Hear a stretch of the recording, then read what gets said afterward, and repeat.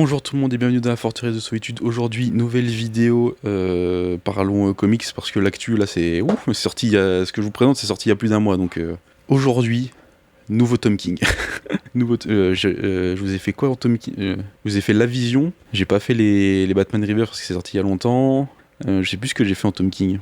J'ai pas fait beaucoup je crois. Mais du coup, encore un Tom King avec Jenny Sparks, du coup de Tom King et Jeff Spokes, qui est a priori un nouveau dessinateur chez DC parce que j'ai jamais vu son nom, sachant que la couverture est de lui et il me semble que c'est la troisième cover la troisième issue, c'est la cover de la troisième issue en VO, et c'est très très cool. C'est du Tom King qui fait du Tom King, qui va vraiment faire de la psychologie super-héroïque. Alors du coup, pour replacer le contexte de Jenny Sparks, j'ai fait, je sais plus quel côté c'est, je vous ai fait 2 vidéos du coup sur les tomes The Authority, où, spoiler, à la fin, on apprend que Jenny Sparks meurt le 31 décembre 1999 parce que c'est l'esprit du 20e siècle.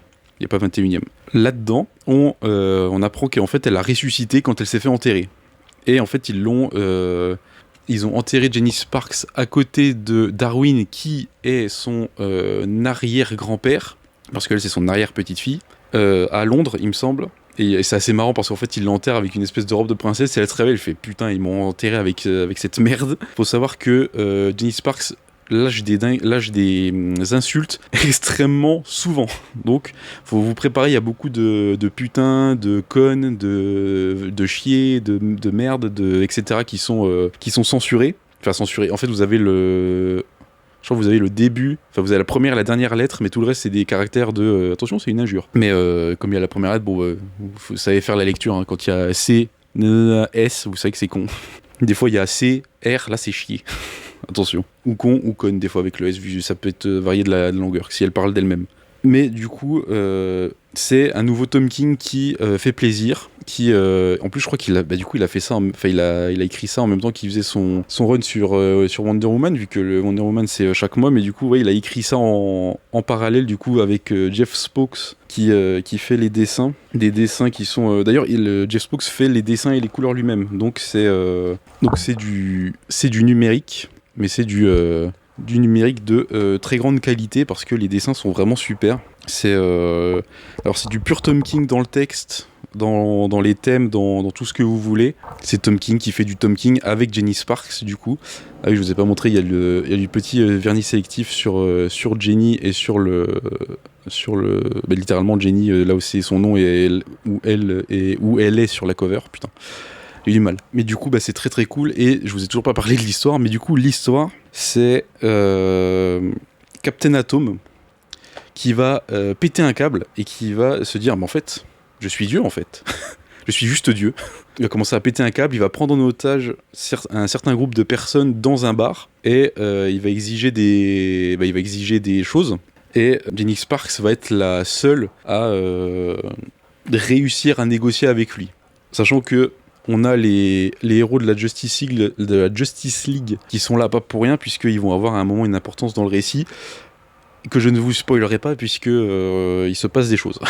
Du coup, Jenny Sparks va rencontrer du coup Captain Atom dans le bar et va faire du Jenny Sparks et du Tom King en même temps, parler de psychologie, etc. On va avoir des allers-retours entre le passé de Jenny, du coup de ce qui s'est passé entre le moment où elle est morte en 99 et le moment où du coup elle est revenue à la vie. Du coup ça retconne un peu ce qu'il y a, après c'est du Black Label, donc techniquement c'est pas de la continuité, mais ça retconne ce qu'il y a à la fin tome 2 de The Authority. En fait on nous explique que Jenny se réincarne dans un bébé, et là je crois que c'est en 2002-2003, en fait elle est déjà adulte, du coup soit elle a récupéré ses pouvoirs comme ça et du coup elle est redevenue adulte d'un coup. Ce qui pourrait faire peur aux parents quand même. Les parents sont en mode oh mon dieu, mon bébé mais est devenu adulte en une nuit, qu'est-ce qui se passe?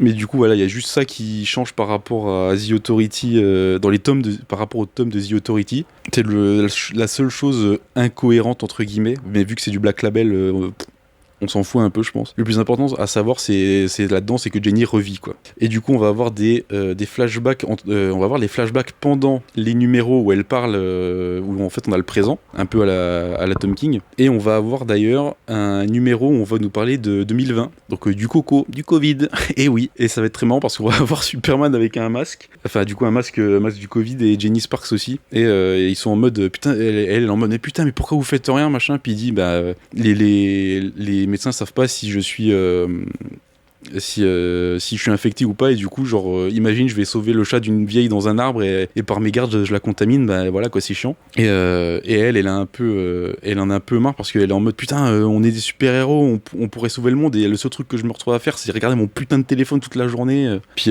il y a la phrase de Superman qui la regarde et qui lui dit, putain, c'est bizarre, je t'ai jamais vu comme une super héroïne. Puis en mode, ah ouais.